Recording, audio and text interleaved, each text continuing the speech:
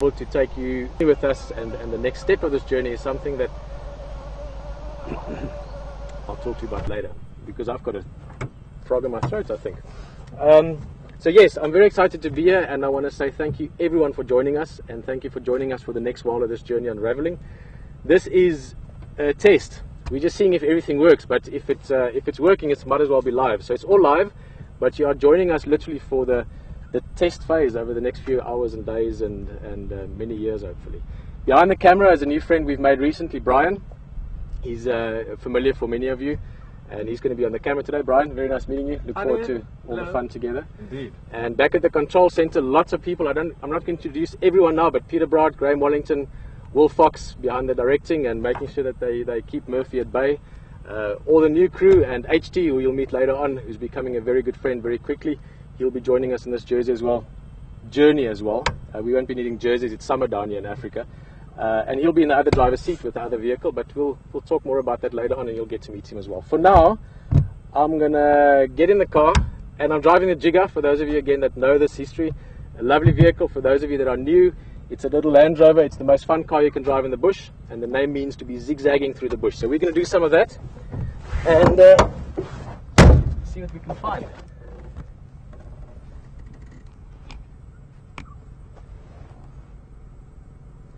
Okay, let's get it all up and running. We're very close to Voyatella Lodge, so we're literally just around the corner from the lodge at the moment. You're on quarantine area, which has always been one of my favorite areas, and I believe there's a new leopard that I haven't even met yet or seen yet, who's named after this area. So I'm hoping we're going to spend lots of time with him here over the next few weeks. The quarantine male, latest son of Karula. I did see a few dwarf mongoose here while we were sort of running around to get to the vehicle, but I'm sure they looked at us and thought, those guys are not well, let's rather get away. We don't know what they're up to. We can take a short drive. Guys, please keep in mind that we really are taking you along from sort of from the very, very beginning of this in terms of the test. So we are going to be checking signal, we are going to be communicating about a few things that we won't be talking about a week or two from now. But as always, it's nice to have friends in the vehicle, and since we are getting out there, you might as well join us and experience it with us. So as long as you can understand that you're part of this part of the experience today, we're going to see where we can go, what's working, what's not working. Of course, because it's live, everything will work. There will be no glitches. It's all very simple. We are only in the middle of the African bush with 4x4s and camera gear and rain and dust and all kinds of things, far away from any shops, and we're trying to do it all while broadcasting it live into the whole world as it happens. So there's a multitude of exciting challenges, but as we like to say, what can possibly go wrong? And personally, and I'm going to show that I'll be quiet a little bit just now, I just have to say that I am very excited to be here. I cannot think of anything else I'd rather do.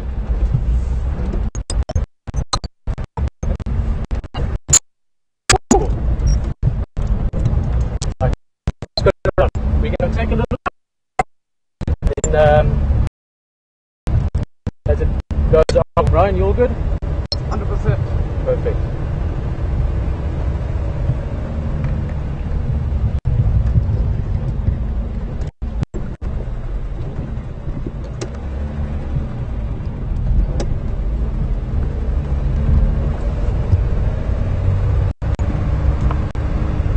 Not only are we live out here, which means we're all sharing this as it happens, but of course, if you're on Game Drive together, you should be able to ask a few questions if you like at WildEarth.tv.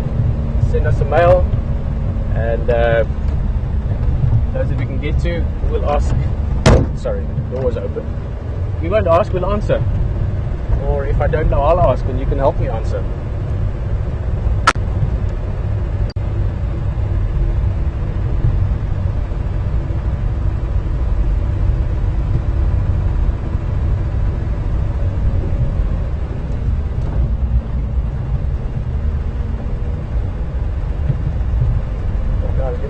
correct that. Sorry, I'm still trying to find out where my feet and my hands and my ears are relative to what's going on.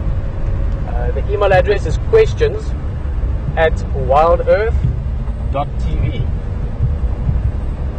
So if you send a question there to questions@wildearth.tv, or even a comment that might be interesting and something to discuss, feel free to do so.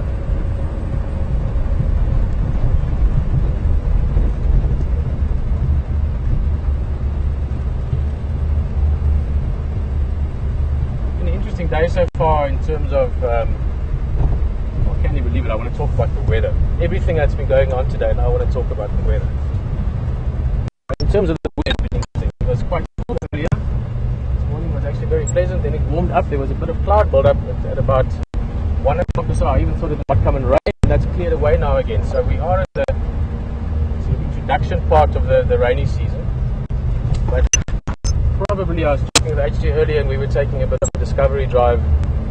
Probably one of the nicest time in the bush the next month, 2 months here. It's not that lush part of summer yet, so it's not that thick yet. You can see, even up here, I always know there's quite a lush area. Normally, midsummer you'd be lucky if you can see 40, 50 yards into it. But now you can probably see a good 60, 80, 90 yards quite comfortably, even low down. So the grass is not tall yet. So things like leopard and your sort of middle-sized animals you can spot quite well. But it's not that sort of harsh dryness of winter anymore. You've got a lot of flushing coming through. You can see all the trees here nice and green. Grass is coming through as well. So it's a very pretty and a very exciting time in the bush. And then of course also late spring, which means now you've got all the new life happening. So there's baby animals coming, insects, you can hear the bugs, birds are getting active. This morning I woke up, it was so beautiful to hear the low-felt birds. Sorry guys, I'm a bit emotional though. So it's a very special time in the bush, and we're going to have a lovely time here the next weeks and months. That I can promise. Can't promise what we're going to see, but I can promise that we're going to have an exciting, beautiful time here.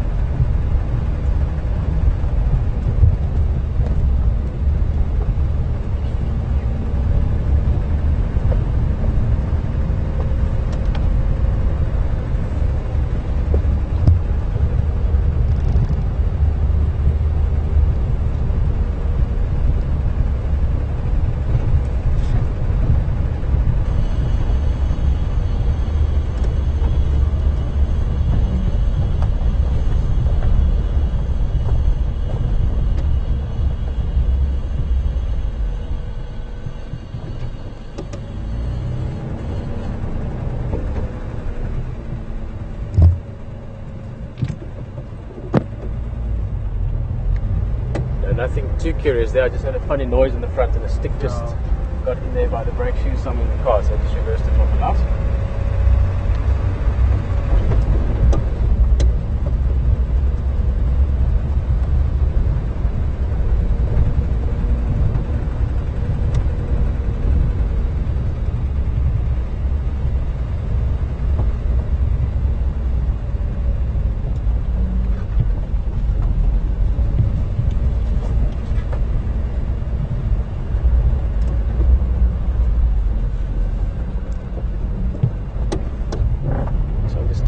Sucking in a few big breaths of air here.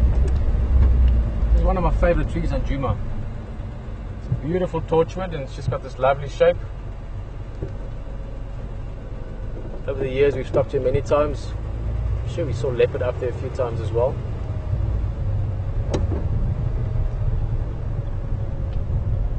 Maybe tomorrow.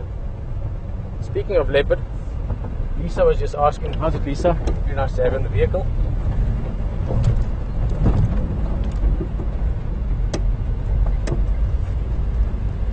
Guys, I'm sorry, I'm choking up a little bit, and that's just pure excitement. The adrenaline pumping through me at the moment is insane.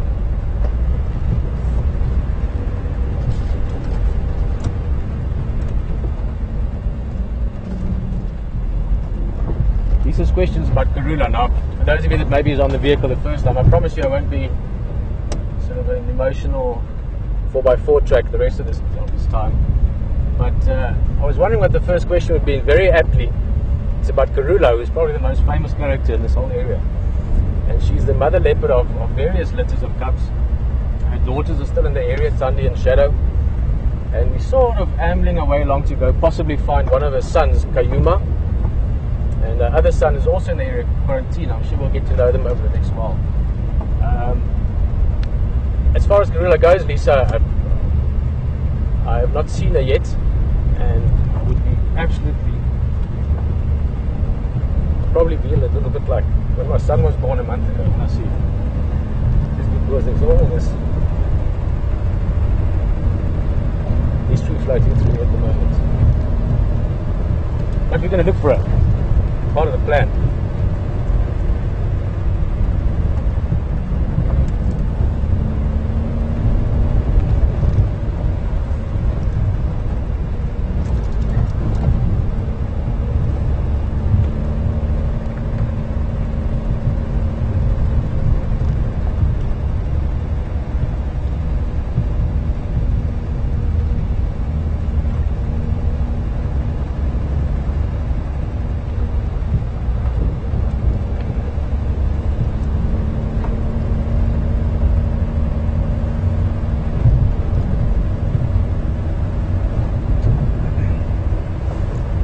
It must be about 10 o'clock, 20 past 10 in New York. So Lee's asking if we're going to be doing this 7 days a week. You know, sometimes when we were back in the guiding days, people would ask that, and our answer used to be that we do this every day and we do it twice on Sundays.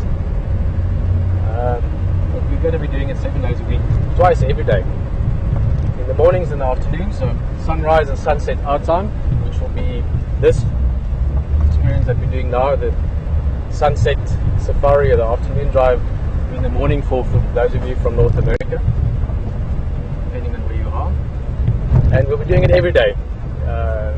Guys, you must realize, and I'm going to do my absolute best not to choke up again, because that's hilarious. But we all arrived last night after dark. So all of us in the car came down, met Pieter and Brian and Liam, who you'll get to know as well. They're the two camera guys. They've been working hard down here. Game's been up and down. All arrived. It's been crazy in a very nice way. Just settling in and finding everything in the vehicles and getting ready for this. And it's all going to be like live, just be happening. We're going to share the experience of figuring it out and testing it, and that's going to be going on every day, if it's allowed. With that I mean if it's not bucketing down with rain, or if there's not some other challenges that we cannot succumb. But also I can promise you that there are very few challenges that cannot be succumbed by this team that's down here. That's why we're doing this. That's why I can be on the vehicle with us.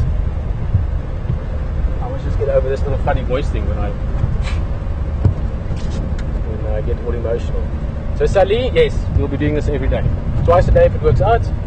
And I'm hoping we'll be in lots of this for many days and many weeks, but certainly for the next 3 months, be able to join us on this drive, and I am excited to be able to say that.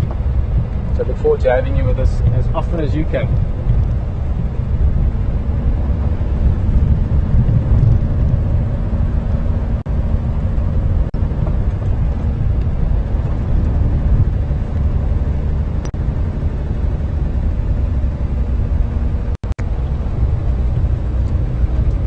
How's it, Matt? Matt's joining us from Washington. Well, Matt, you must realize firstly, I experienced you as being here, because you're right here, right now. I presume you're from Washington, DC, not Washington State. Washington State is still very early at the moment. What we can see today, well, everything. We can potentially see everything at any time, but what we're looking for, it's a bit like Pinky and the Brain, you know, every day we're trying to take over the world. When I'm out here, I'm looking for leopards all the time. That for me is the ultimate thing to see here. Leopards are absolutely magical, and this is the best area in the world for finding leopards. So we're going to be looking for leopard every day, but of course also lion, elephant. There was some elephant close to camp earlier, so there's a very good chance we might see elephants in the course of this afternoon. Buffalo, all the big five. I'm sure many of all of you know what the big five are, but lion, leopard, elephant, buffalo, rhino, crabs, and then the little things, like this little guy. Look at him.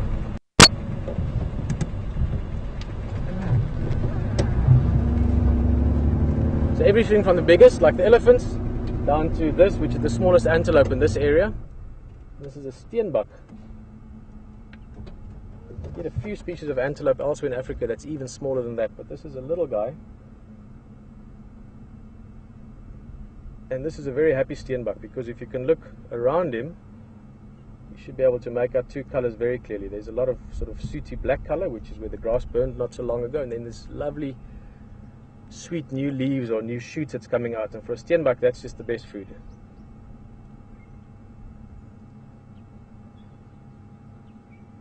So Matt, lots of antelopes, impala, kudu, waterbuck, bushbuck, nyala, the list goes on.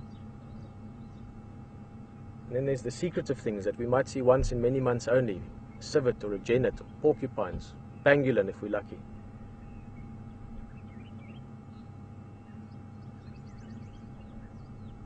And just sitting here now and switching off and quieting down a little bit.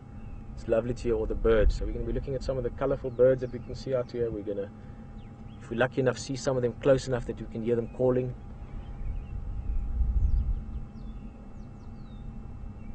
There's the other steenbok in the back. I was going to say there should be two. They're normally in pairs. You see they're right in the back, Ryan. It's coming through now, yeah.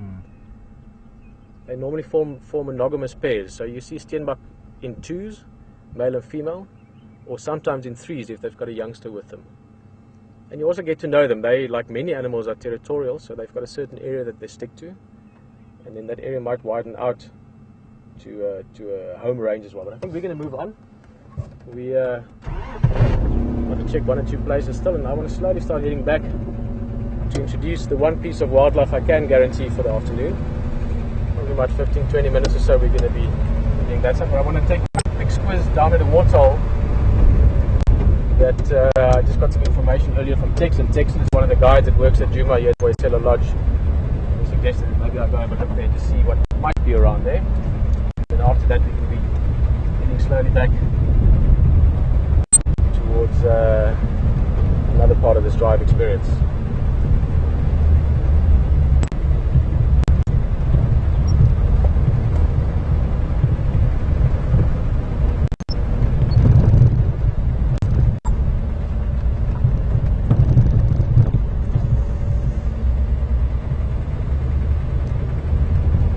Hello Caroline, and nice to have people joining us and communicating with us via Twitter as well.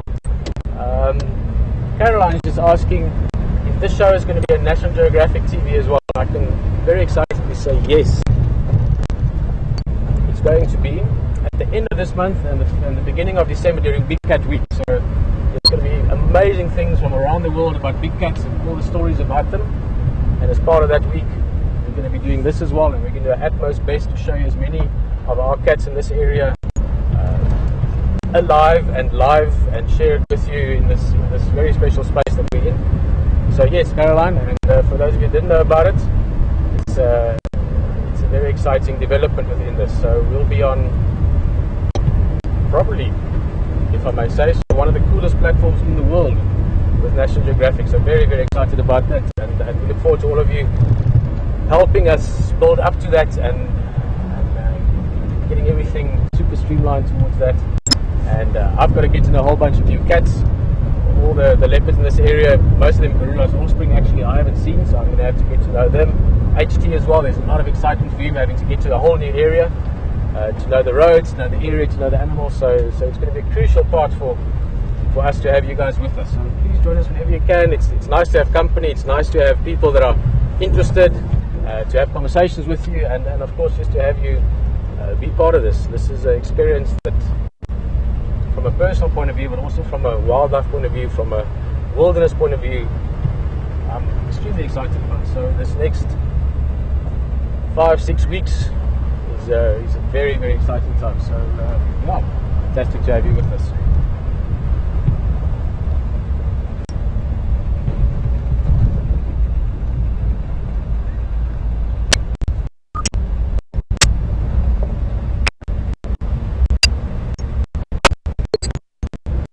As I said, Caroline joined us via Twitter. And I'm not quite a dinosaur, although for those of you that have known me for a while, you've noticed I'm getting grayer. I've been married now for 5 years and I've got kids, and I'm happier than ever. So I'm not quite a dinosaur, but Twitter and all those things, I'm still sometimes wrapping my mind around. So if you want to tweet us, it is hashtag Safari Live. Hashtag Safari Live. That's an alternative way to get in touch with us, as well as on the website questions@wildearth.tv. And maybe if you join us long enough and often enough, you can just really think hard, and the conversation might just be in the direction that you were thinking anyway, because there certainly is a collective experience on this vehicle. We're making our way down to Treehouse Dam, and one of my many favorite spots on Duma. We need to keep our eyes very wide open and carefully looking around. As always,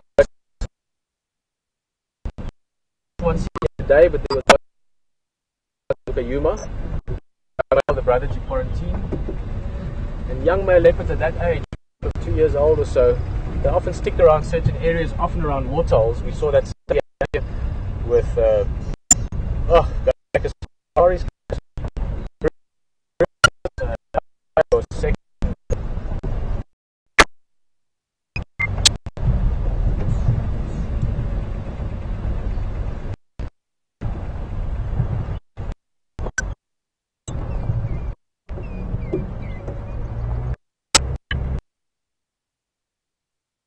Let's just show you of the view here. This is Tree Island. Right there, a tiny little island. Right there in the water. Just there.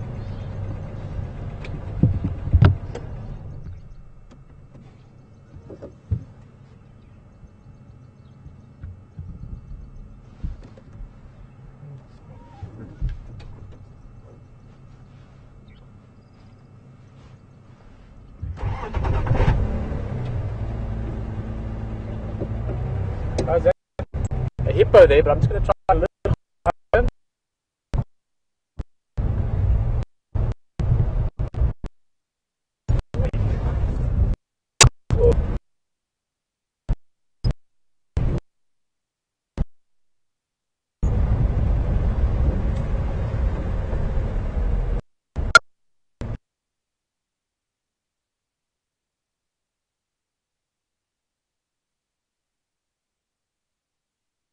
You know, it's just this amount of energy that hits you. It's a crazy space there, so. I'm just as excited on the back here, I just don't have to say much.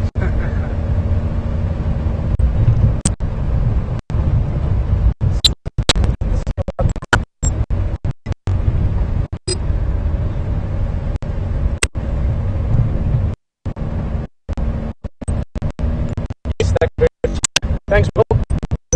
Back live on the vehicle again. Guys, please remind yourself, or be reminded, as we said in the beginning, this day and the next few days, we're going to be really testing what we can do. Now, we could have obviously done this quietly and see what we can do and then come and have you join us in the vehicle. But that's just not the way of Wild Earth. Our whole idea is to join, or to have people join us in this experience. So we decided, oh well, we're just going to test it live, you know, why not? Just because we can. Same reason, coincidentally, why elephants walk down the road. So if we do disappear a little bit, if we do break up a little bit, if there's a few this and that, and you know, I'm going to sometimes still be confused with which cable goes where and which hand is, you know, which foot should I take out of my mouth and so on. You know, please just enjoy it with us. You know, this really is part of the exploration experience of what we're building up towards over the next few weeks and years. So hang in there if it gets a bit bumpy. That's what you have to do anyway. We're in the bush, driving a very, very funky 4x4 and having a lot of fun and looking for wildlife. Now these guys up front, we're going to see many more of over the next many days and weeks. They are impala.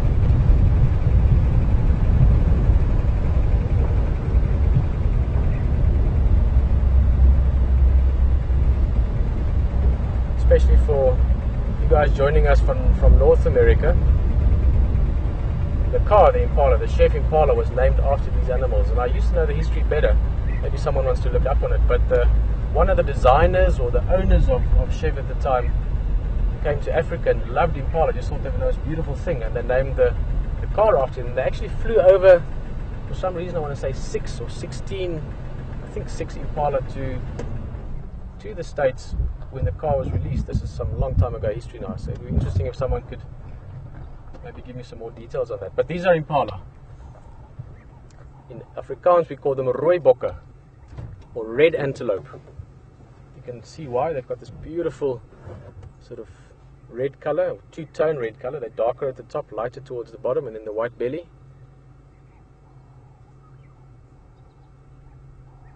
I love those little what's called metatarsal glands. If you look in some crossing the road here in front of us, on the back of the legs, on the back of the, just above the hooves, you've got those beautiful black tufts.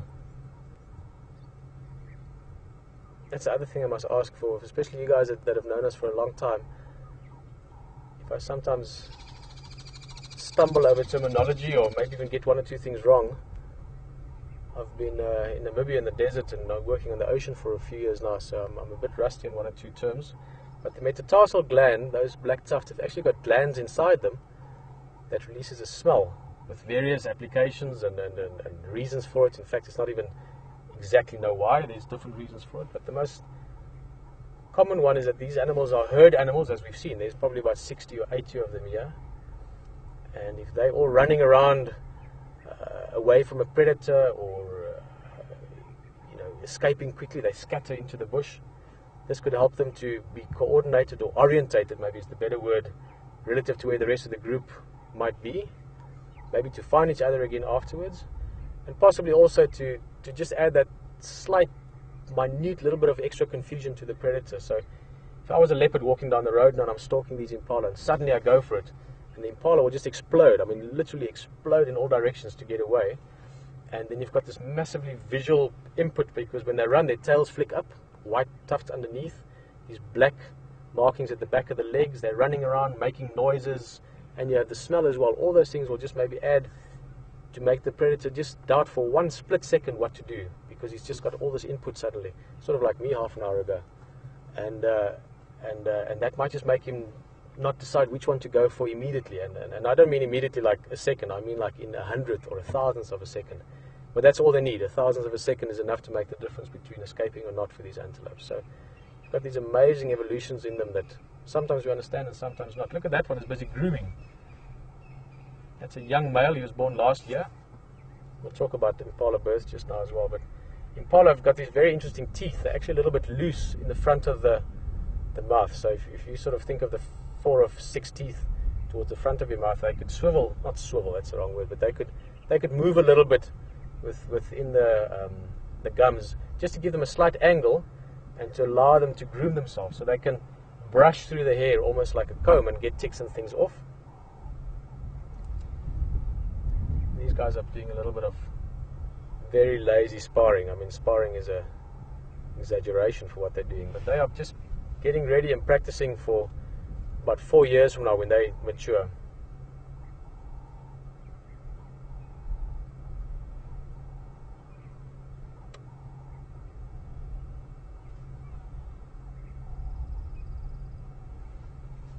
So these guys are just exercising a little bit, exercising their coordination, exercising their muscles, and they'll do this over the next few years until they're mature males as well, and when they really need those skills to compete for mating with females.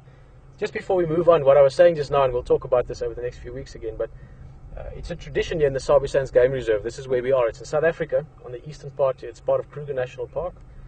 The Sabi Sands has got a very interesting history in ecotourism and making people aware of wildlife, and it's done some amazing things along the line. But one of the little fun traditions here amongst the guides and the landowners is to guess when the first impala lamb will be seen of the season. We used to play it every year when I was here guiding and with WildEarth in the earlier days. I used to say, when's the first one going to be? And everyone takes part. I mean, all the people that live here and work here, and it's just a little sort of thing in between the Sabi Sands community. So that's something we should start thinking of. We'll build up to it again closer to the time, but I'm going to go with, I'll tell you later what I'm going to go with. Suddenly I want to think about it because I want to be right. But we are going to guess when, and we will see when do we see the first baby impala. We're going to move along a little bit.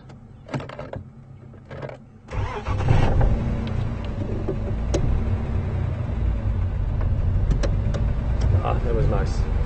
Just to slow down a little bit. Take a step back, take a few deep breaths. It's one of the most beautiful and rarest pleasures in life to be able to take a leisurely drive through the African bush.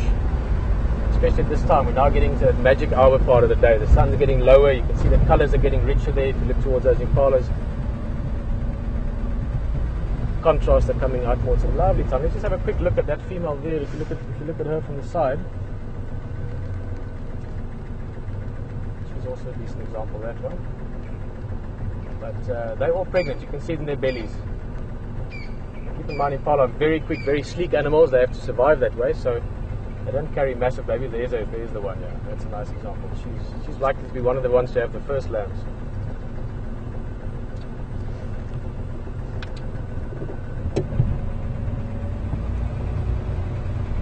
And impala lambs or impala babies are born what they call precocial, if I remember it correctly. Yes, precocial. That means they are fully developed by the time they are born. So they are born, and when the mother gives birth, or the ewe in this case, when she lambs, that baby within seconds or minutes is up. It can stand, wobble around a little bit, and then they can actually, funny enough, they can run before they can walk, because they sort of get the momentum and they just keep the momentum of running. Very important for survival, obviously. They need to be able to outrun a predator within minutes of being born. Ooh, what's up? Whoa, look at this! Hey! Hyena!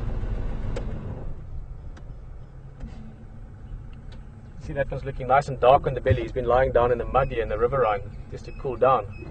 And this is a spotted hyena. That's the sound you always hear them make. A little bit of a mane on his neck there.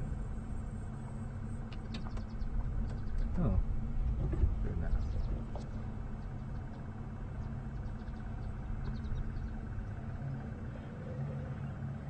It's nature. It all happens as it happens. I'm just going to make a little bit of space here quickly. It's got another game drive vehicle coming along. Oh, Fungwe!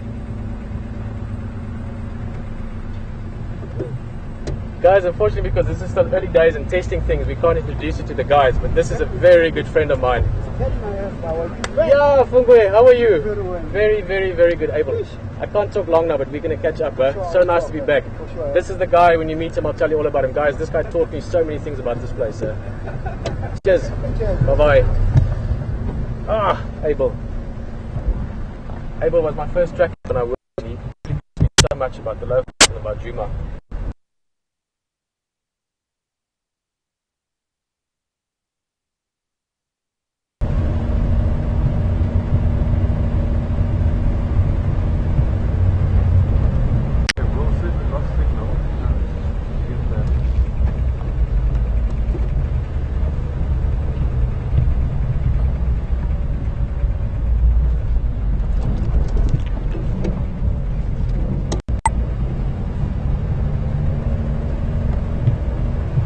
Alright, now, I did say I can guarantee you one piece of wildlife this afternoon. And I've only met him not even 48 hours ago yet. He's fast becoming a very good friend. He's a genuinely nice guy. And why I say wildlife is the guy's originally from Australia. So if you know anything about South Africa and Australia, you might understand where I'm coming from with that. So he's a wild man. From Australia, he's been all over the world. He's seen incredible places. Many of you might have seen him on various experiences and expeditions before. But I'm going to introduce you to Hayden Turner, HT, what we call him, and he's going to be sharing this adventure with us. And mate.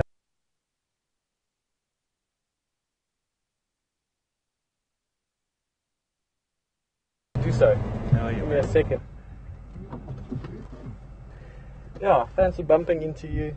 Sorry, I'm still getting used to what buckles into what. There we go. How are you, bud? I'm good. Good, thanks. How are you? Very well. Hi, folks. Absolute pleasure to be here. My goodness, mate, what a beautiful afternoon, eh? It's been stunning. You already left by then, but we saw a hyena just down here. Just here. So just in the dip, you had some wet belly and so on. And yeah, it's been good. It's warm. It's definitely warm, It but certainly it's is. cool. It's Africa and it's summer, yeah, definitely. Yeah. But yeah, it's just been, I don't know if you were in there at the beginning, guys. I almost choked up there. I actually did. So yeah, it's a lot of excitement, and and I'm not going to talk too much because that's going to let you head off. But HT,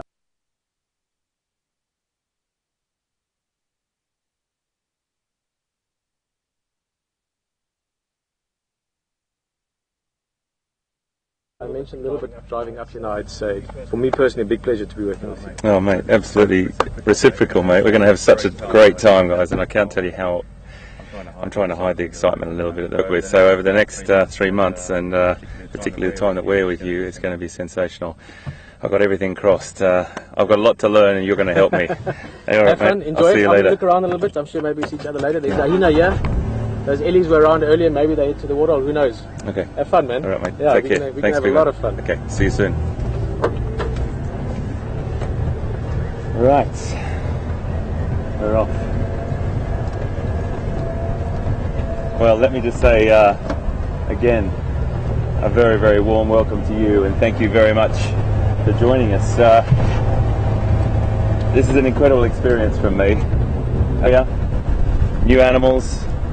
I really need a hand with some of the leopards, that's for sure, because I've probably got some old viewers with us that have been here with Wild Earth for many seasons, and it's going to be a real help for me to we'll discuss a lot with Will and it's the ride as well, and that's a great thing. So you're going to share this with me on a very fresh basis.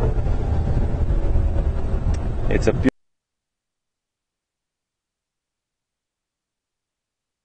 absolutely beautiful place. Every time I come down to this part of the world, it just seems to be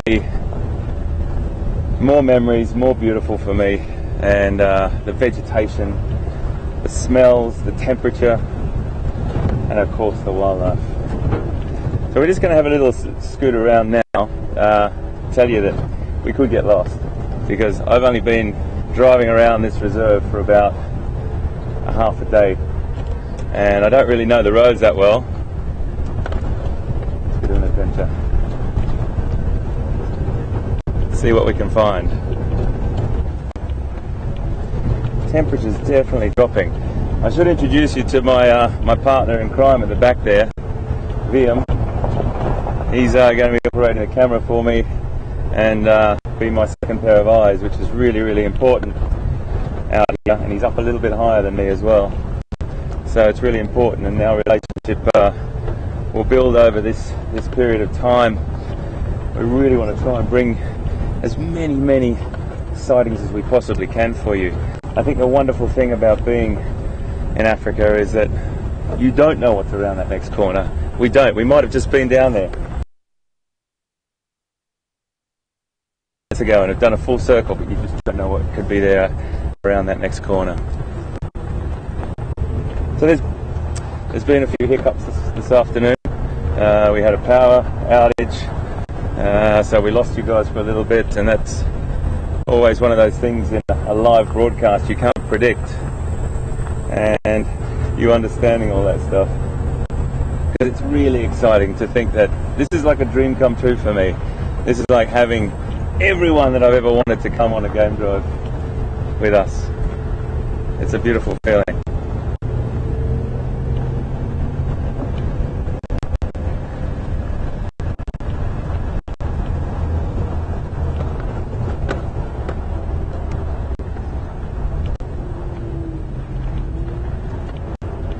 Just looking around, as the afternoon shadows lengthen, you'll start to get a lot of cooler.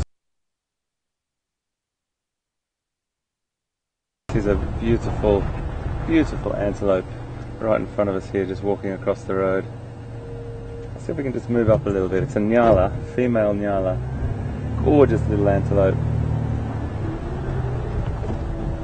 You can see her. There she is through there. It's a little bit backlit. Let me just see if I can go. Oh, there's another down behind you here. I'm so sorry. There's a whole little congregation of nyala. There's a beautiful male just about to walk across the road in front of us here. I'll just turn off for a little second here because it's lovely to see these beautiful, beautiful, elegant antelope. They love this sort of cover. Look at that beautiful loping sort of locomotion. They just walk forward a little bit, then stop. Walk forward a little bit and stop. It's a beautiful male. Gorgeous coloration there. Another young male as well. And I think there's a few females coming up behind here.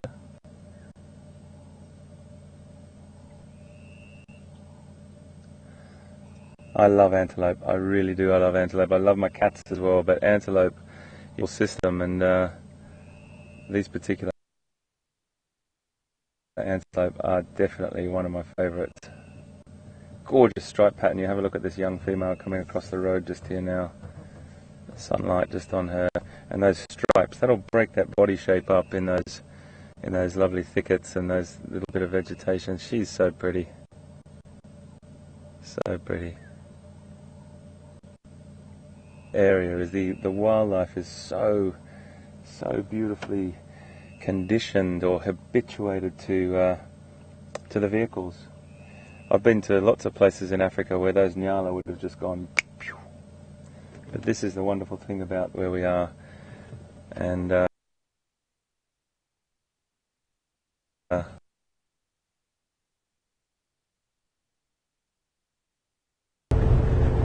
droppings on the road here. You can definitely smell them.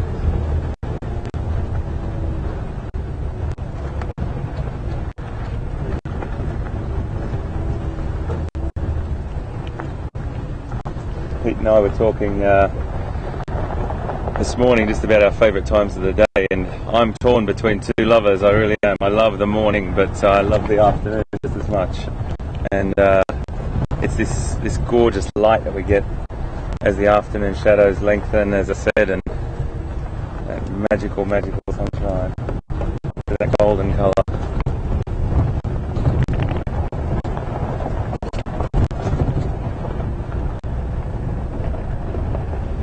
So yeah, back to the, there'll be a few hiccups along the way, and that's why we've got you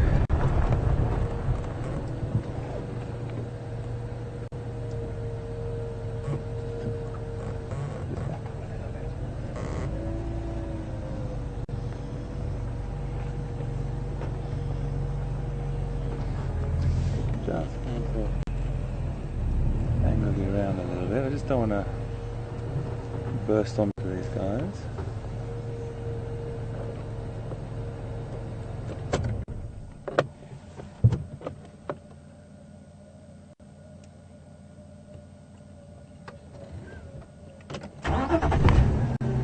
I'm just going to get out of their way, just for the simple reason that they're coming this way, and I don't want to stop their path line. It's a bit of a respectful thing to do, and they were probably using this road nicely to come through, so we'll just wait here and just see what they want to do. Just get into position here, so if they do want to come this way, we can just get out of their way in a nice gentle fashion. But we can just sit back and watch them for a while.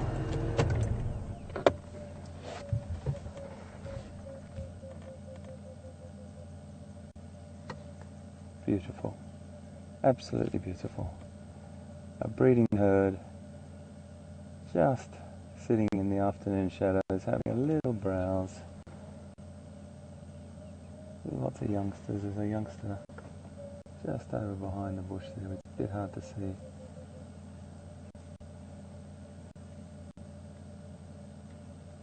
They're very calm and very relaxed.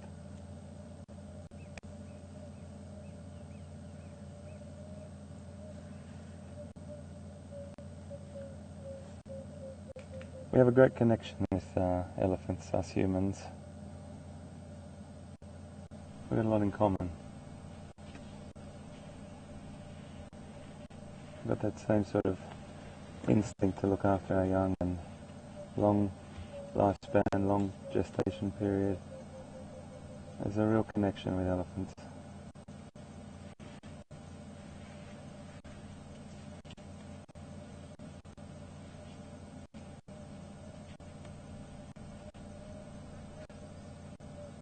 They're just relaxed, so relaxed. And much of the communication that's probably going on we might not even be able to acknowledge without you. Beautiful. That light's nice.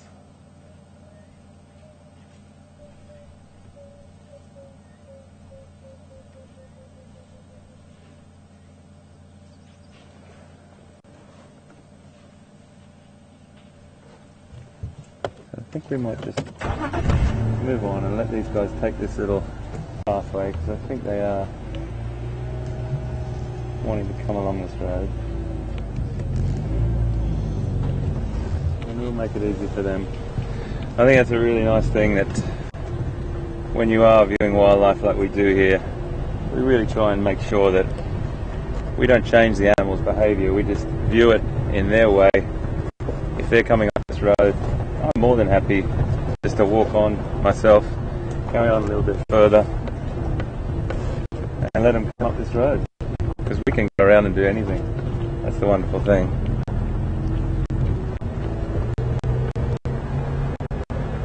Elephants have got a lovely attitude in the sense that they like to walk on nice easy stuff as much as they possibly can as well. So when there's a road, the choice of a road or that those sticks and so on, they choose the road.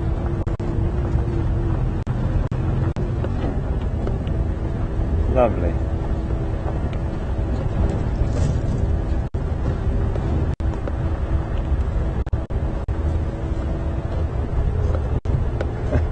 This place is just teeming with wildlife. Just start off. Nyala, elephant. What's around the next one?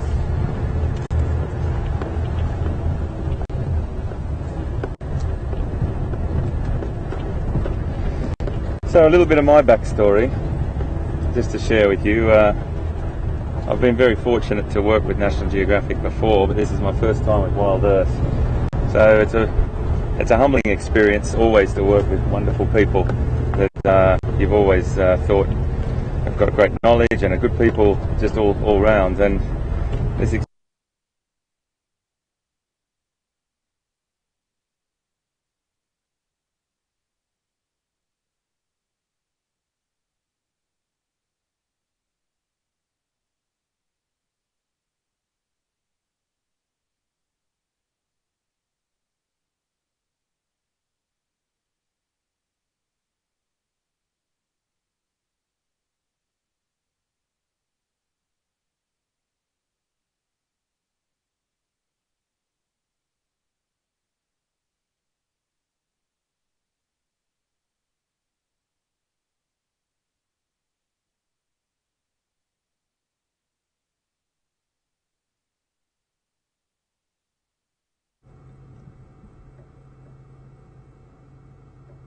I can hear some people going, "Oh, isn't that too sweet?"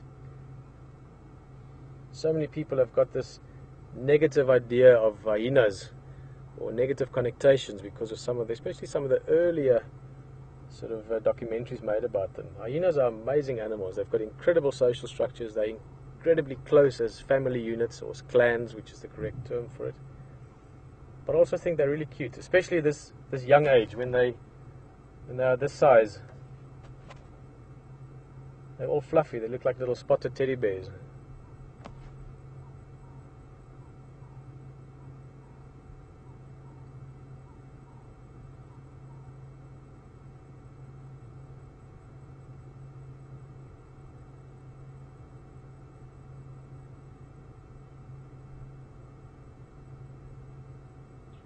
And this is quite close to where we saw that other hyena briefly earlier that was having a mud bath.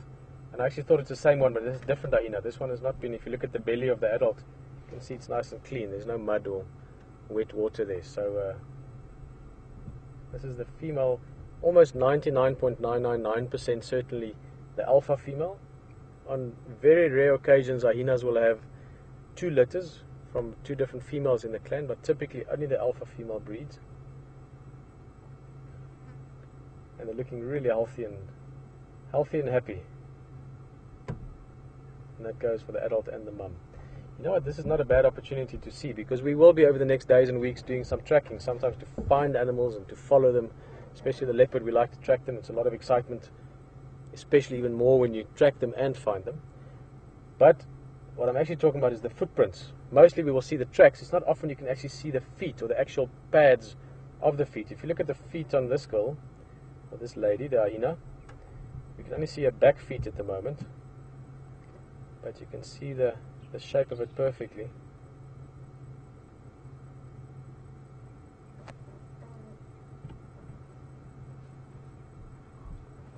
I'm going to try and get a little bit closer. They are very relaxed. These guys are extremely used to vehicles. Just want to show you those paws a little bit better. Come on, Jiga.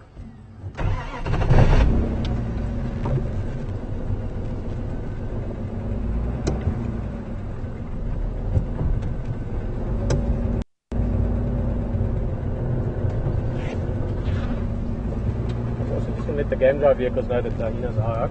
All stations, just to update, the PCK is active. One man pin and one man. Anyone can just pull in if my radio is turned down. You can just pull in.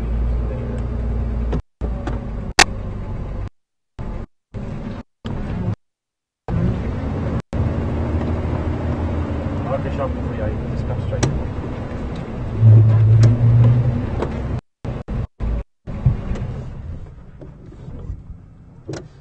Look at that face.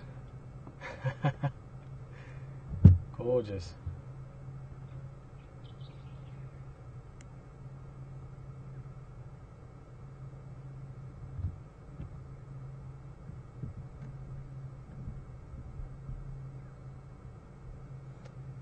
Actually, I'm just running through my memory files here. If any one of you can give me a bit more info, it'll be fun, but trying to remember, I know that hyenas suckle for an extremely long time, much longer than most other large predators, if you want to compare them to leopard or to lion. And they've got extremely rich milk, very, very high quality milk for the youngsters. So I guess I've got a little question. If someone can help me, just remind me how long the typical suckling period is for these youngsters. For some reason I remember there was quite a long time. I want to say 16 months or 18 months or something, but I'm not sure. So I'd appreciate a bit of help from one of you. But this is lazy days, a lazy, happy afternoon. If you look carefully at those paws, we'll point it again when we look at tracks in the sand, but she's not looking or listening to us, she's listening to the mongoose. You won't be able to hear it from where you're sitting, but behind us there's some dwarf mongoose making alarm calls. Now the hyena is listening to that because the mongoose might be making an alarm call because it's seeing an eagle, which won't bother the hyena, or a snake, which won't bother the hyena. But it might be that it's a lion or a leopard, which potentially could bother the hyena. So the hyena is just popping its head up. The mongoose have stopped calling, so obviously it's not too serious, and they relaxed again.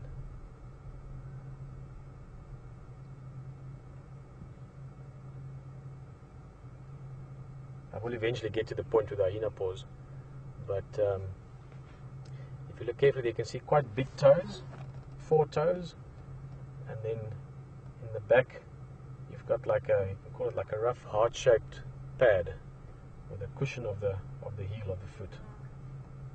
Now with cats, you don't have 2 lobes at the back of the track. You've actually got 3 lobes. We'll show you 2 very nicely in the sand at some stage. And also with cats, lion, leopard, and so forth, the toes are much larger. Not much larger, sorry, wrong way around. The pad is much larger relative to the toes.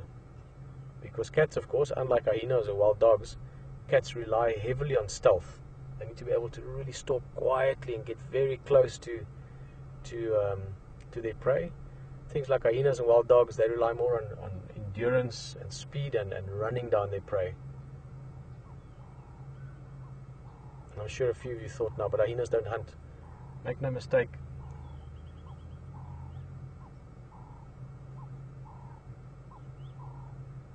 Make no mistake that hyenas are great hunters. There's been case studies in Botswana where hyenas have hunted more percentage-wise than some of the lion prides in the area, and the lion pride scavenged more than the hyenas did off the hyenas. So hyenas are really good hunters.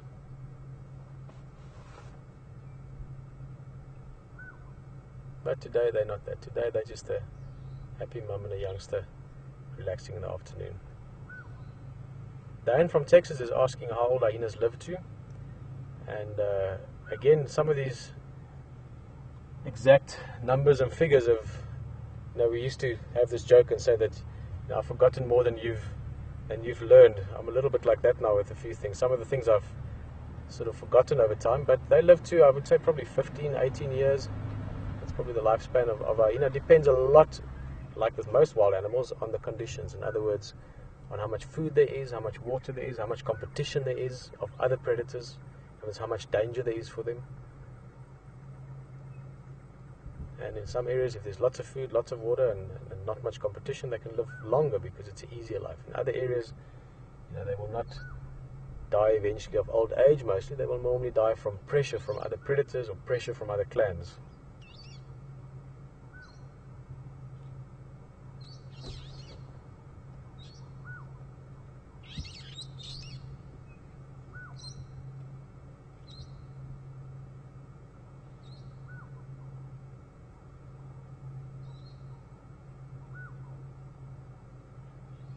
There's the den,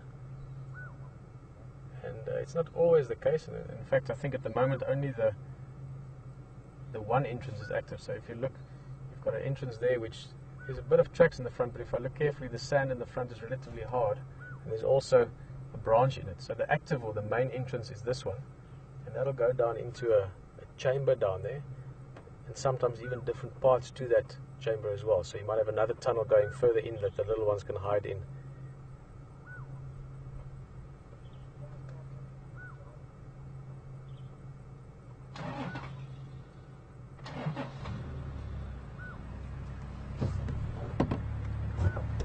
So I'm just going to make a little bit of space here for the other vehicle. Just see who that is, so I don't know all the... Oh no, I think they can see nicely there as well.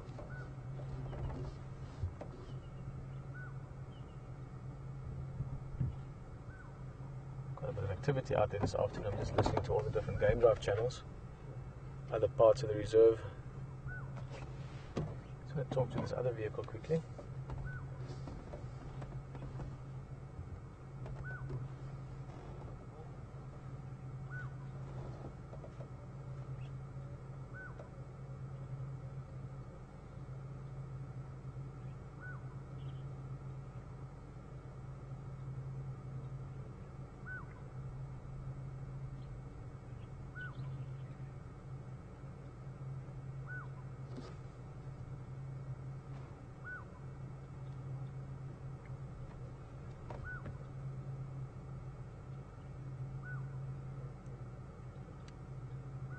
Jacobin again. Ephraim again. Ephraim, are you coming to the Pisikaya?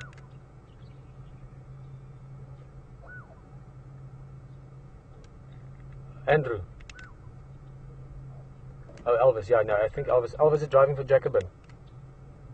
Yeah, shovel for no easier. The Tingala Tikwini?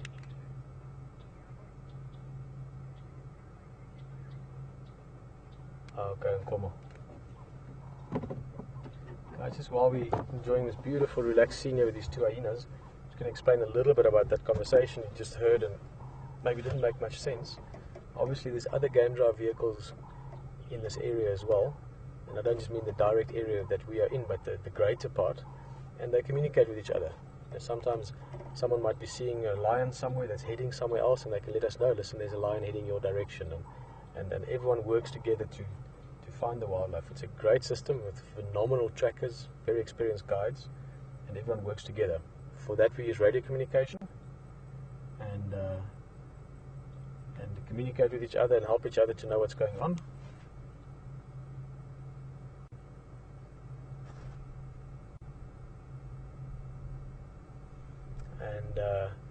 And in this process, sorry, I was just something coming through there on the other radio. So we communicate with each other, but we use a little bit of, it's not code, we're just using Shangaan or Tonga, which is the local language. So if we're talking, sometimes we might be saying Ngala or Ingwe or things like that. We use the Shangaan words for especially the big exciting animals. and that's mainly for the guides who have other people on their vehicles, and they don't want to get them too excited prematurely, because they might, if they were saying, oh, there's lions here, the other people might think, oh, there's lions. There might not be somewhere that they can get to, or it might be lions that they're talking about from yesterday. So that's the reason for it. But thus it's a bit different, because we can share this experience with you over a longer period of time. So we'll explain it to you that you understand how it works.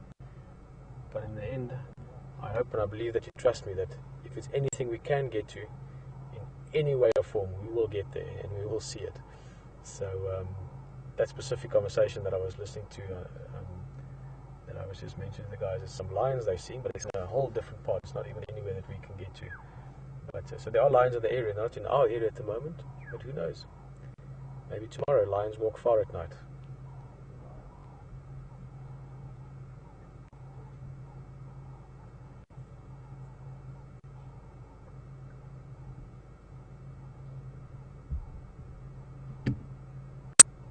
Someone just asked me a question. I couldn't quite hear what it was. If you can just ask again, we can talk about that a little bit. We're going to sit here. It's a nice relaxed afternoon, so we're not going to go anywhere for now. We're just going to enjoy the time and the space and answer a few questions if you have it. You can tweet us at #SafariLive, or send the questions to questions@WildEarth.tv.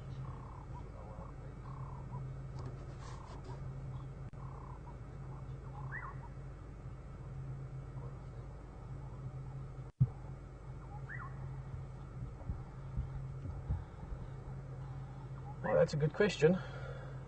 Robin from Ohio. Hello, Robin. I'm sure you're enjoying this. That's a lovely just scene. Look at the beautiful tree and the termite mound. Robin is just asking where the rest of the clan are. Robin, your guess at the moment is as good as mine. I don't even know this clan well yet. I only found out earlier while on the drive that they're here. We all just arrived last night, so I'm still in the next day or two going to catch up with all the guides and get all the local info from them, you know, what's where and dens and things like that. So over the course of the next few days we'll get to know this clan well. But they could be off foraging already, walking around. That one we saw earlier coming out of the water where it was cooling down, probably part of this clan, but would have left the den earlier when it was hot, go down to the water, lie in the mud a little bit to cool down, and then was heading off to go look for food. They will also bring food back to the den sometimes for the youngsters to eat. And this one is just loving it. To look at that youngster, belly up. So yeah, Robin, I don't know. There could be another youngster in the den. I mean, it's what's really exciting for me at the moment is that this is as new for me as it is for many of you.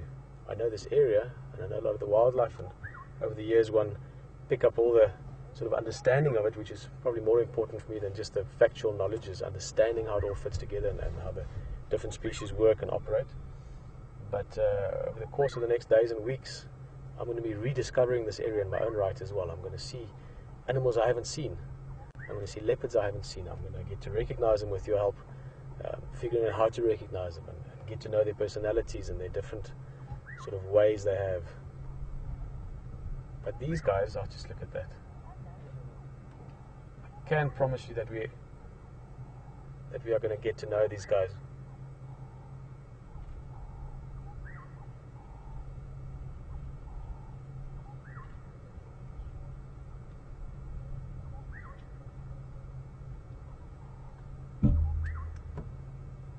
Brilliant.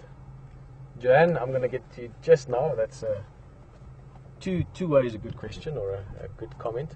But just quickly, while this hyena is up, they're doing a bit of yoga by the looks of it.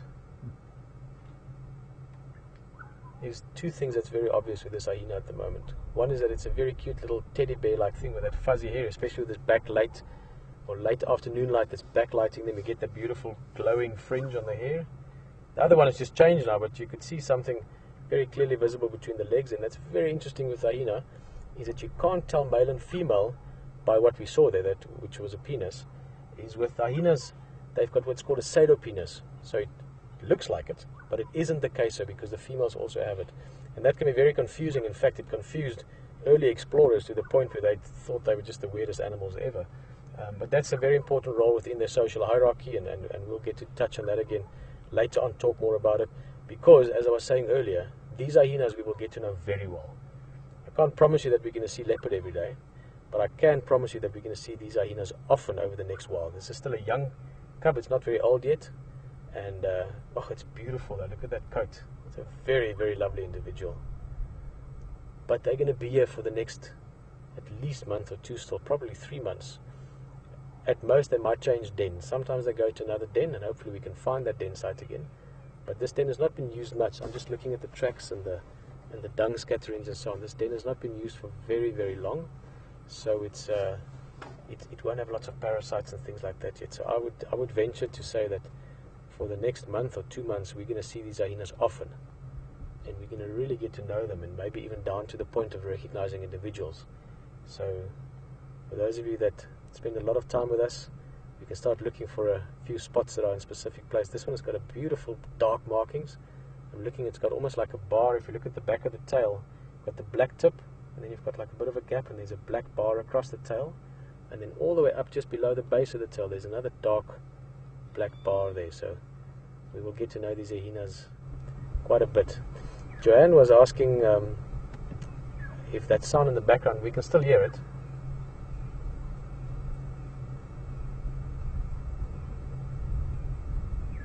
There, it just called. Sounds like that. And yes, that is a black-headed oriole. Very well heard. And as I said, that's an exciting question or comment for me, because obviously you've heard these birds before to recognize the call. But it also has given me a very good idea that you guys can actually hear that. So it shows that you're listening. Or at least to the wildlife. I know that I can be a little bit of a droning on sometimes. So I won't mind if you don't always listen to what I've got to say. If you're more intrigued by what's going on around us, I'm happy with that. Black-headed oriole is one of my favorite birds. It's one of the first birds I ever ID'd from its sound. I heard the sound and I followed it until I saw it. And it's a lovely bird. Black-headed oriole is a bright sort of sunshine yellow bird with a black head, as you might guess, and a red beak. Beautiful, beautiful bird with a lovely call.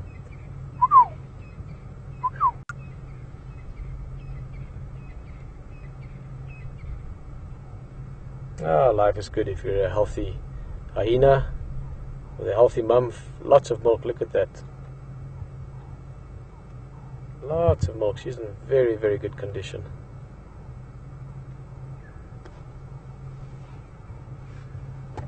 Now I'm sure a few of you that's enjoying this with us maybe were a little bit apprehensive when we drove in and saw the hyenas, because a lot of people, as I said, have got a slight misconception on hyenas. I'm sure as soon as you saw the little cub that looking all beautiful, you reconsidered it. And if you've sat here with us for a while now, I'm sure you feel different now.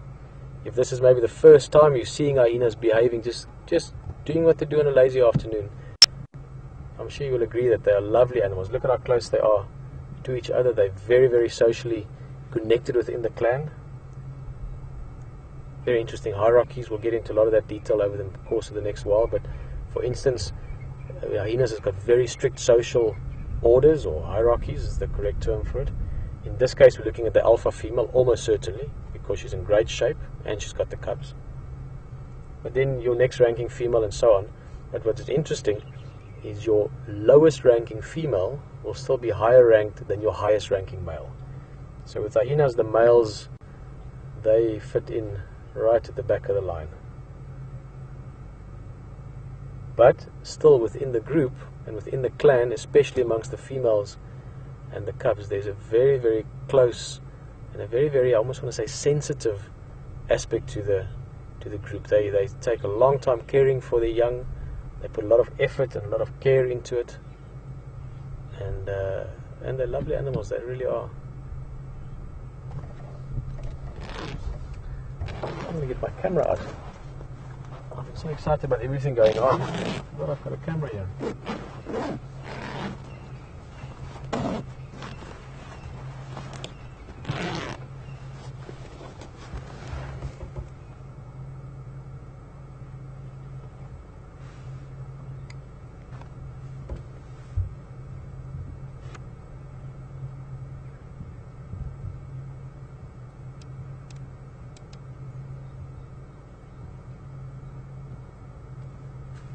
Hello, Kashmira from Dallas. For those of you that aren't from North America, that's from other parts of the world. Dallas is in Texas, which, funny enough, parts of Texas looks a lot like parts of Africa. but that's on the sidelines. Kashmir's just asking, oh look at that. Come on mom, I want to play a little bit. Kashmir's just asking why the hyenas drool so much. We just saw that female when she lifted her head, you could actually see the spit or the drool there. And in this case I'd say probably just because it's so hot. It is quite hot. It's not ridiculously hot at the moment. We can get very, very extreme heat or extreme temperatures here in the low veld or in the Sabi Sands area, the same as you do get in parts of Texas.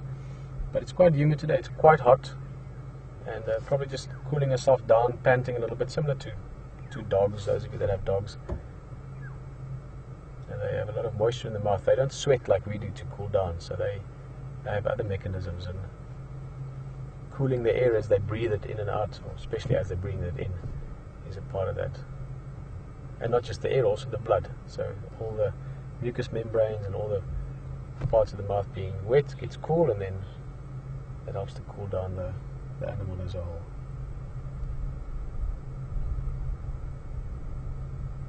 Another way to stay cool, or shall I rather say not to get hotter, is to do as little as possible, which is what they're doing at the moment. We'll go a little bit around here.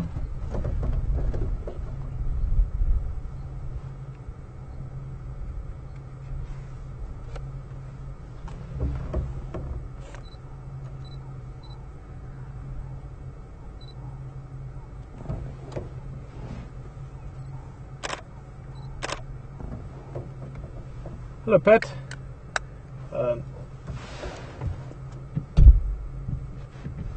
Pat's just asking where we're going to be for the next while. With we mean, well, we, Wild Earth.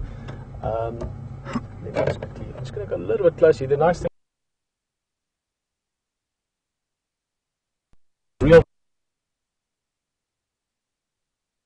there's obviously some challenges to it, which is probably figuring out moment again. So if we do break up a little bit, just to improve. Look at these guys. Let's see if they go this way. Hopefully that's better.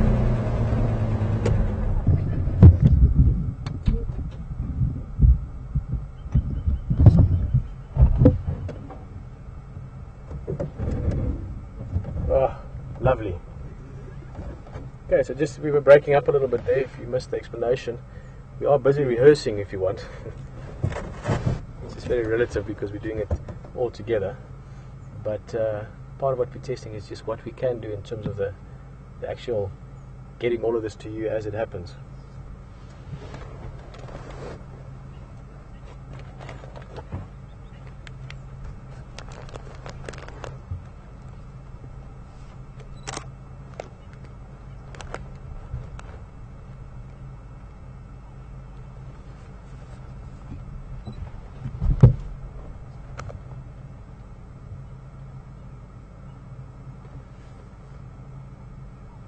So yeah, coming back to where we'll be at Juma as the area, also Arathusa Lodge, or the Arathusa area, which is the neighbors to here.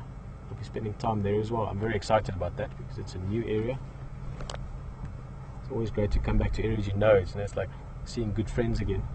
It's also nice to see new areas, new rivers, new trees that you haven't seen before. So Juma and Arathusa will be the area we're driving around in, and we're actually staying camp-wise, which is more specifically what the question was, in Manyaleti, which is just about half an hour or so's drive from here. But there'll be lots of that. You'll get to know more about all of us and the crew, and HT that you met earlier, and all the different things of what's going on as we go along. But most importantly, you're going to be seeing beautiful, beautiful wildlife as it happens. Look at that. I just like this little guy. This is my favorite hyena ever. It's a really beautiful one. Look at that coat. It's a very special coat. Really dark. It looks almost like a clouded leopard part of it. Where are they going? There's a bit of excitement.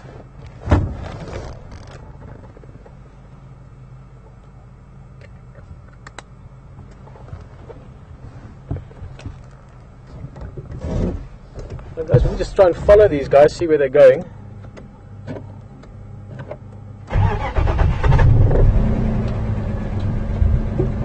While we're trying to get around close to them, Vivians from coming around about 2 years or so, they move off if it's males. But the females stay on with the clan. Now suddenly he's lost his nerve, going back to mum. But he was actually walking around to come look at us, what we're doing. There we go. More confident when you're next to mum again.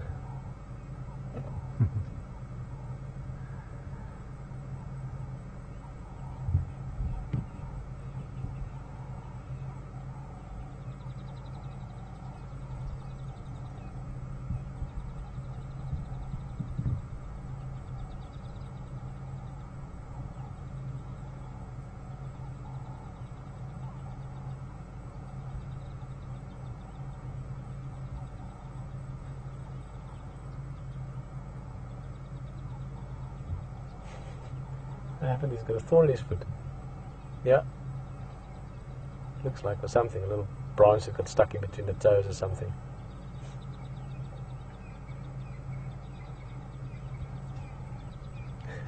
Oh, there he goes.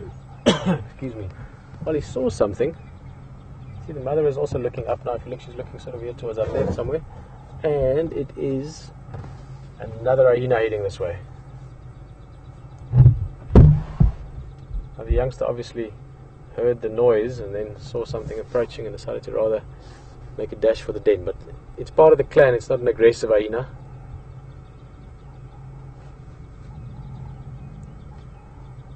You can see from looking over at the other female, she's totally relaxed, so they know each other well. Might be a little bit of greeting as they walk up to each other, or not even.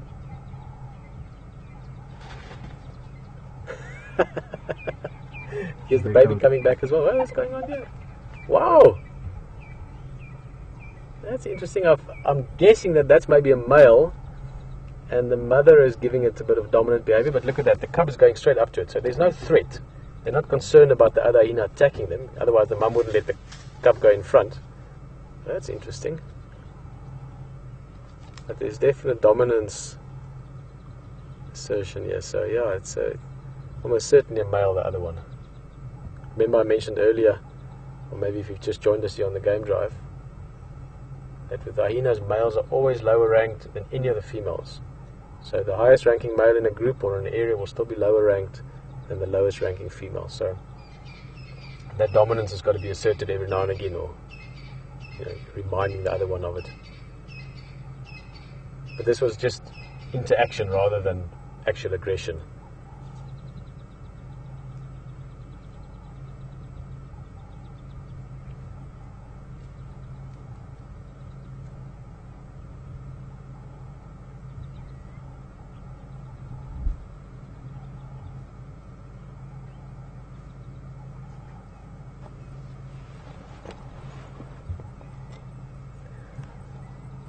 Well, this was a special bit of interaction. First, this lovely, relaxed, lazy afternoon with the mother and the youngster. Now this bit of sort of dominance and playful behavior here. And the hyenas are disappearing behind the termite mound. Guys, I'm going to continue on a little bit. I want to get up towards quarantine. See if we maybe find something else. At the same time, just to let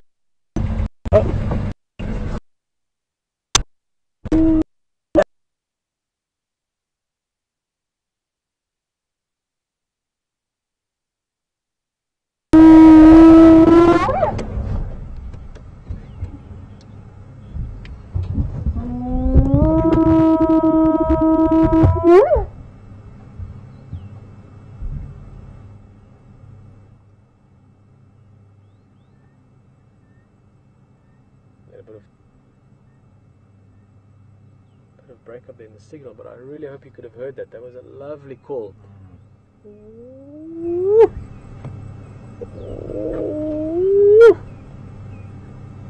One of those beautiful, daunting sounds of the African night. Spotted a hyena call.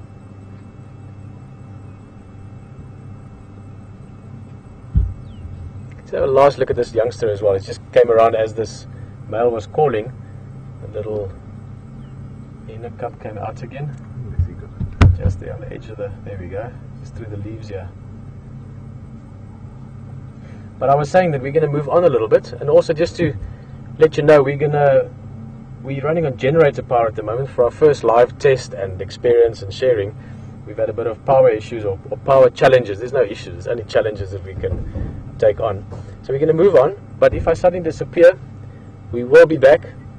It is something that hopefully tomorrow we won't need the generator, otherwise we will get extra everything for it. So just if we do disappear, guys, just know that we will be back tomorrow. You can still visit the waterhole.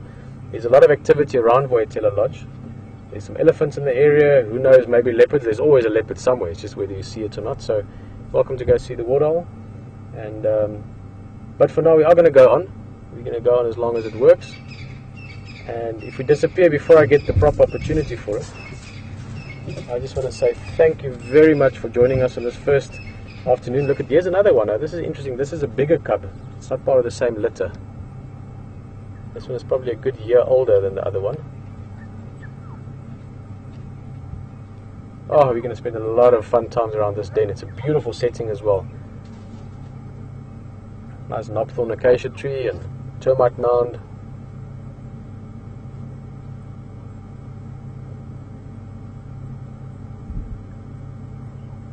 Just move a little bit. I mean, the plot keeps thickening.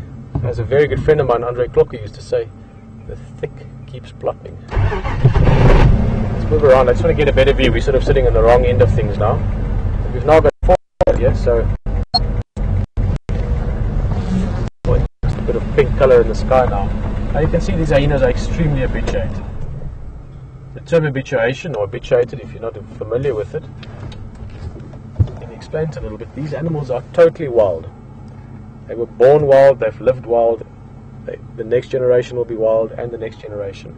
They've never had any interaction with people other than that we share the space with them. In other words, we also live in the area. There's some lodges here. There's people moving around in game drive vehicles, and they've learned over time that we don't pose any threat. We don't harass them, we don't threaten them, we don't harm them. So because of that, they get to a stage where they don't care about us anymore.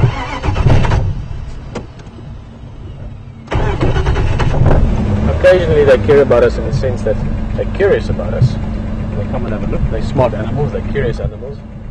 So the habituated animals are brilliant to observe, because look at that, you can get beautiful views like this.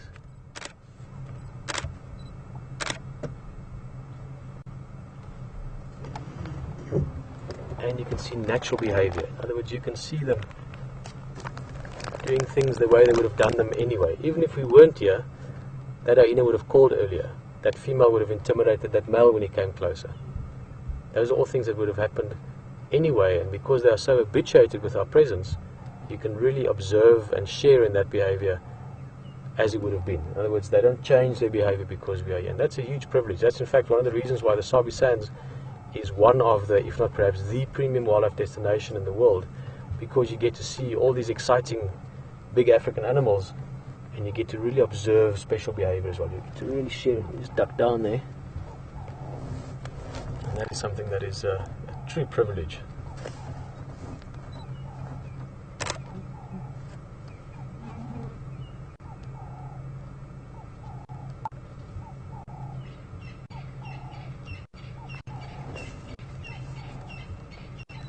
Now they're marking. That's also really cool to see. See that little stick they're walking over? They've got this gland, anal gland, just below the backside, and they leave a secretion there. It looks a little bit like difficult to say what it looks like. With brown hyenas, we always say it looks like toothpaste. With brown hyenas, they leave a white and a brown, these little pasty, little droplets almost. With these guys, it's more just a smearing, I guess is the best way to describe it. That they smear or rub over that branch. You can see they bend it over between the legs and walk over it, and they leave that as a scent mark, a very strong scent mark. This guy's getting curious. Look at him, the youngster in front of us, Brian. Oh no, now he's got a tick or something that's itching. He was going to walk. He was busy walking up to the car. He was like, "Hey man, look here again, Brian. Look at the youngster." Oh, he's disappeared. Comes. Oh no, he's still. We can still see him. He's slowly walking up to us. Now again, we've sat here now for, I've lost count of time, but we've sat here for a while, so they've gotten very used to us now. And they've realized that we're looking at them, and now he's getting a bit braver, and he's coming to look at us. He's also walked around so that he's downwind, so he can get a good whiff at us. But now, okay guys, I can see the whole bigger picture here. What happened is the youngster was here with us, and then the bigger one, that one, was moving away. And And the youngster suddenly lost his nerve, you know, because suddenly big brother or big sister wasn't close by. So he was like, wait, yeah. I'm a bit far out on the limb at the moment by myself. Okay, they are moving on a little bit. And I think, while we've got power, let's do the same. And the sun is dipped behind the clouds now, so that nice pink color is gone, but still a nice bit of daylight left. And while the power is there, let's see what we can find else. But what an afternoon, eh? Wow. Awesome afternoon. It's been lots going on. Hyenas. And yeah, it's really fantastic. And again, I'm just worried that we suddenly disappear and I can't say goodbye. I hate being able to say goodbye. But it's been such a fun afternoon. It's so lovely to be back here. It's been one of my favorite places in the whole world. And there's moments and beautiful views to enjoy and to look forward to.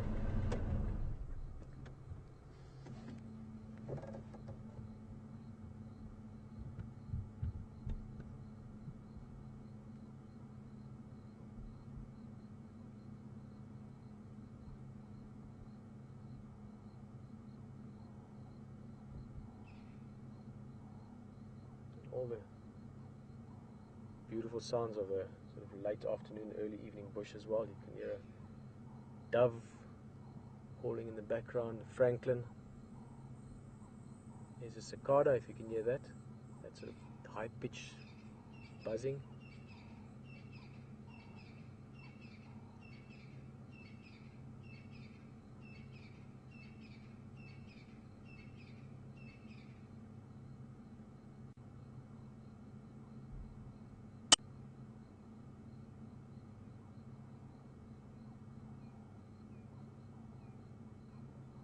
Always a magical time in the bush. If you're more technical, it's called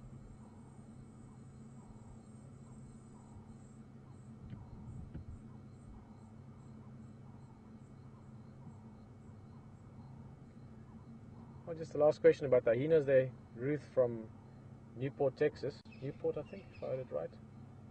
Is just asking what happens with hyenas when they meet wild dogs. Well, it depends on in which scenario and what's happening, but generally speaking, hyenas will dominate wild dogs quite easily, even if the numbers of the wild dogs or in the wild dog's favor. Hyenas are just much bigger, much stronger, and they can damage a wild dog quite easily. So hyenas will, for instance, if there's a kill, if there's food around, hyenas will take that from wild dogs almost without fail. Maybe if there's a lot of wild dogs in one hyena, it might be slightly different, but even then, a hyena can normally quite easily dominate wild dogs. Well, the sun's busy setting. And this is also the time when the bush changes a little bit. It goes from the daylight when all your diurnal animals are very active, and there's a change over towards your nocturnal animals. And this is the time that they call crepuscular time. This is around sunset and around sunrise.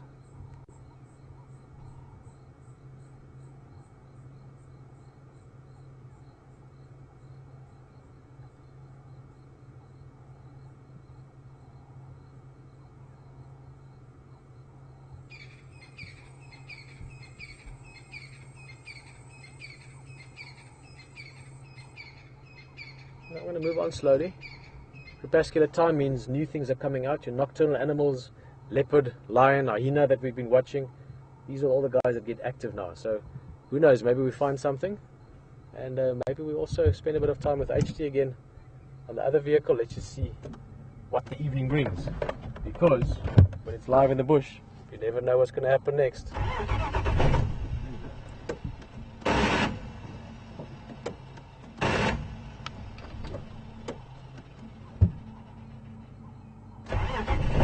Does it? Sorry, the jigger just has a little, you know. Sorry, jigger. Now I should let you have your say as well. Again, those of you that have maybe joined us just now for the first time, I might seem like a silly person talking to a car, but I've got a lot of history with this vehicle.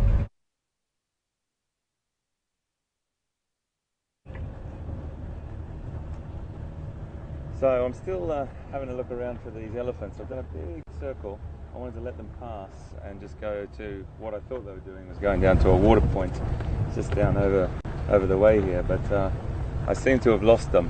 It always amuses me, something so massive can be so hard to find sometimes. In this vegetation, if they're feeding, you can normally hear them, but if they're just standing there, they're often very, very hard to hear or see for that matter. So we're just going to just toddle along down through here and see what we can find and see how we go, really. We had an email from Lisa, and Lisa was asking a little bit about my background. I sort of touched on it earlier, but I was a zookeeper, Lisa, before I came to Africa, and when I grew up, it was one of my childhood dreams just to come to Africa. That's all I wanted to do, and I watched all the documentaries that we all watched on television, and had all the wildlife heroes. And then I got a job at the zoo, at a zoo in Sydney, Australia, Taronga Zoo it was called, and I got a job working with African mammals, which was my dream. That's all I ever wanted to do. And I came back and forth from Africa, which was very, very lucky, a fortunate situation to work with black rhinoceros and chimpanzees in certain countries, Uganda and Zimbabwe, just to name a few. And I resigned from the zoo because I really wanted to just work with wildlife in Africa. So anyway, a few weeks before I resigned, I took a couple of VIPs for a behind-the-scenes tour at the zoo, and it just so happened to be a couple of National Geographic executives, and they offered me my first break. So that's sort of where it all started for me, and everything else that's happened with Africa has just been a complete dream come true for me. I know it sounds cliched, but it really is a dream come true. And when I can be doing this with you, taking you out here on a live safari, I have to admit, it is a pretty exciting feeling that I've got right now. I'm buzzing hugely on many different levels, being in Africa, as always, being on a game drive with you, and this being live broadcast around the world. It's just the most fantastic feeling. This is a magical country, South Africa, absolutely magical. And every time I come back here, it never ceases to amaze me. It's mega diverse. It's got the most incredible diversity, this country. And if you're South African, I'd be a proud person, because you were really lucky to have such an incredibly beautiful country.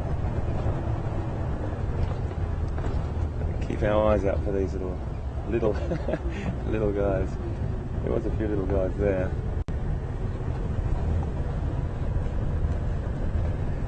Temperatures dropped considerably. Beautiful time for leopard. These lovely little wallows here. You see these have been frequently used just here by buffalo and other different species, and they will just come down and have a really beautiful cool down and roll some of that beautiful mud on themselves to protect their sensitive skin. No one there at the moment, but frequently used.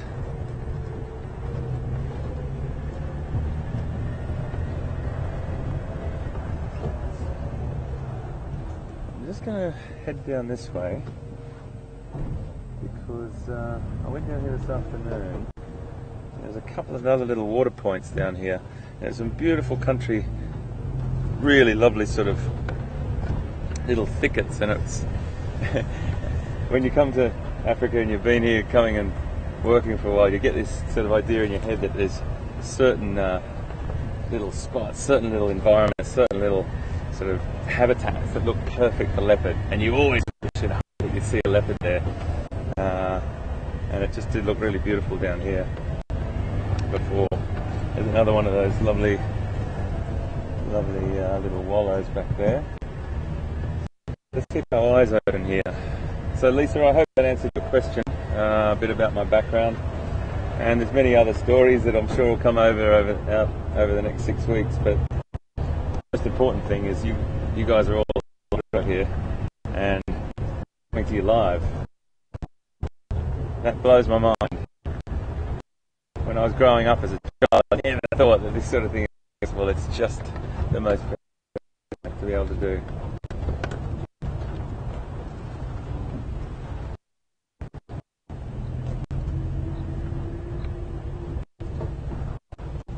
Just keeping my eyes out here.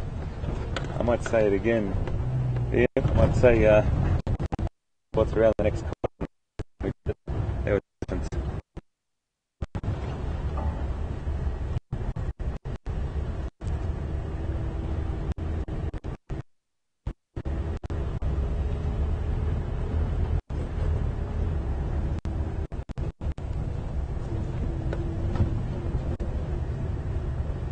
A lot of the leopard also use the roads to make their way from place to place, so you do pick up some great tracks on the roads. So if you do see me dropping my head out the door like that, it's because I think I might have seen something, but that's what it'll be all about.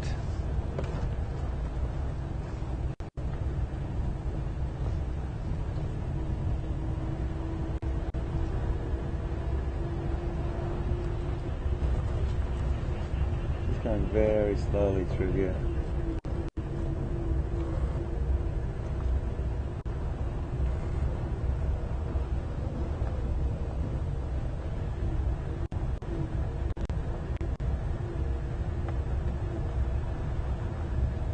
I love it when you can't see around the next corner and you really do have to just peek your head around to see.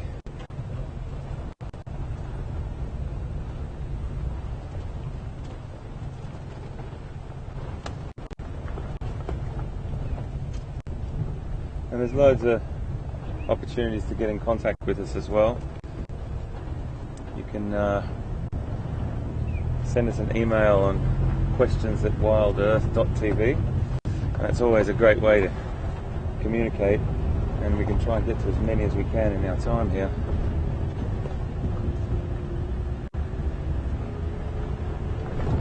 And as I said right at the beginning of this drive, you're going to help me with these leopard. If we spot one, people that know these leopard can help me out, and people that don't know, we can find out together.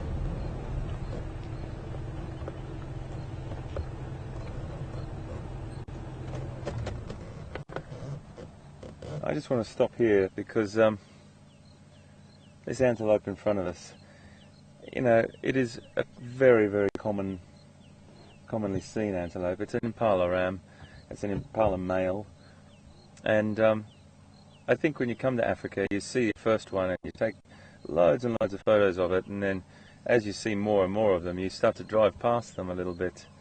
But he's obviously doing what he does there, but the wonderful thing about these guys, these are like perfect antelope. They are just a superb design. They've got an incredible ability to leap 10 feet in the air to get out of harm's way if it presents itself. They're streamlined, they're muscular, they're fantastic, fantastic creatures, built and designed beautifully to survive in this landscape. There's a couple more boys just down here. I might just try and roll forward, you can see. But these little guys are in a bachelor group. Very quietly just go up here. And you know, there's a few more just down here. We might not find them as, you know, charismatic as we do find all the big cats and the elephants and rhinos and things, but they are an incredibly important species for the survival of many of those big cats and predators. And I'm also just watching, they keep looking around at this spot just up here. They're definitely not looking at me. They're looking up here. We might just park off here for a little while if that's okay with everyone. They're looking over to my right, and with great intent. There's been no sort of signalling of vocalizations or anything like that to warn of danger, but it definitely focused on something up there. And that's one of the things when you're out, you do have to just be patient and take your time. None of this is planned. This is all live, so this script is unfolding before our very eyes, and that happens on a daily basis.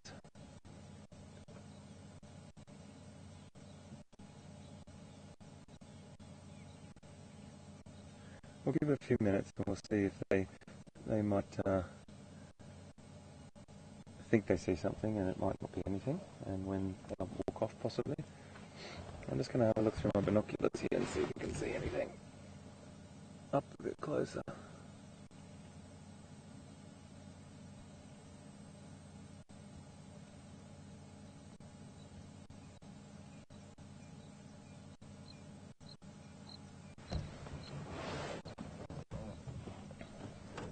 A leopard could be just over in that grass, maybe, 50 feet away, maybe about, 15 or 20 meters away there, and we'd hardly see it if it was lying down. Beautifully camouflaged.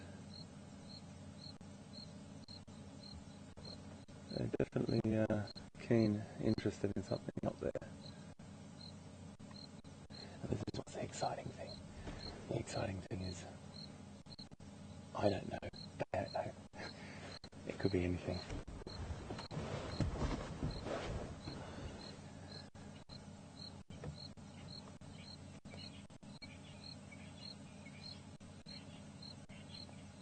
All we can do is sit and wait. We won't wait for too long. Just have a little bit of a scan. I will just roll down a little bit in a second, just to see if we can get another angle on things, because I'm a bit blocked by vegetation through here. So I'm just going to start the vehicle again gently, and the Impala may move back a little bit. If they do, they'll probably just turn and focus on that again, but this one male's just turned off actually, so I think we're going to move on. They're all starting to move off now. I don't think it's danger. It might have been, but we'll just have one last look.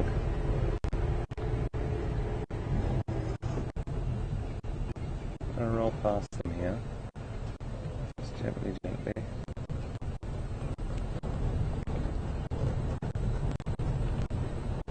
So just scooted back.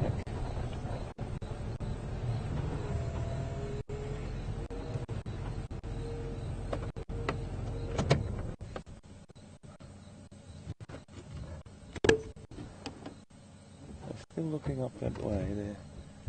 It's a bit hard to see, but there. Let me just re-angle the vehicle a little bit so we get a better view.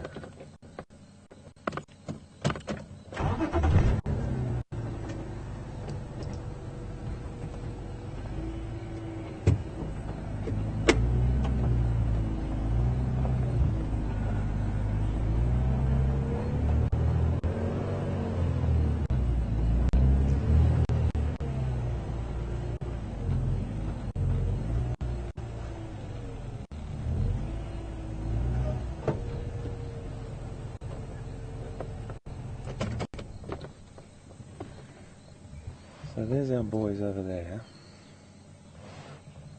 There's our Impala, very close, just here, but they're still looking up this way. And the interesting thing about this is that across to our left, which we'll show you just now, is a water point, or a water hole, a dam. Got a little bit of water in it, and these Impala would have either been on their way there to potentially coming back from there actually. But it's a great spot for a predator to wait, and we'll just sit for a little bit here.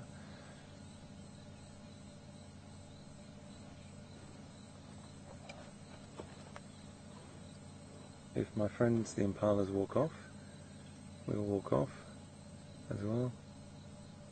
Let's have one more scan here with the binoculars and see what we can see, and then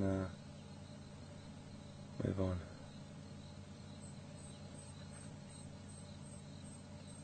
It's a beautiful temperature. Oh, it's a beautiful temperature. It's cooled down now. It's just beautiful.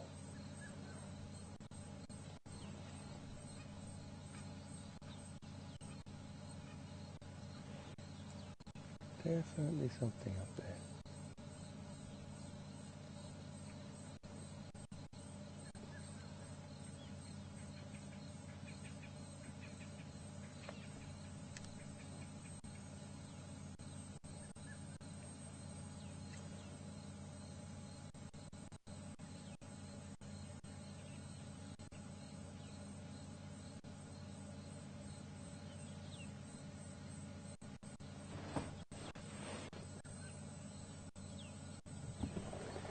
Yeah, I think we'll leave them, but there's definitely something that makes them a bit nervous. I think they're all a bit casual now, so we might move on.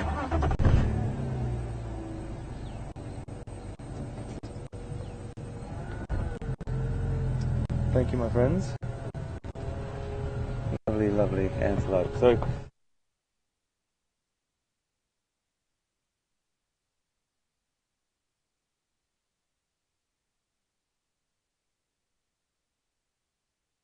and come back, and we'll let you know if we find anything.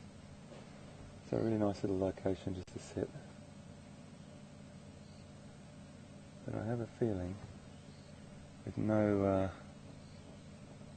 one here, no drinking, there could be someone around in a predator shape or form.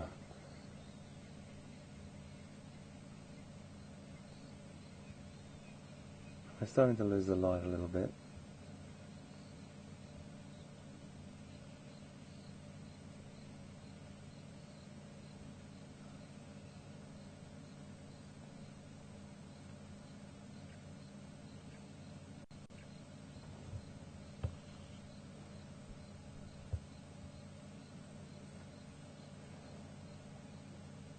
If I can just share with you, one of the most fantastic things at this time of the day as well is just to sit and be for a little bit and just take it in and recap on what you've seen today. I mean, Pete's seen some amazing stuff. Hanging out with Pieter is a great privilege for me as well. You know, he knows this place very well, and he's really sharing with me loads of his knowledge about the leopard and other species.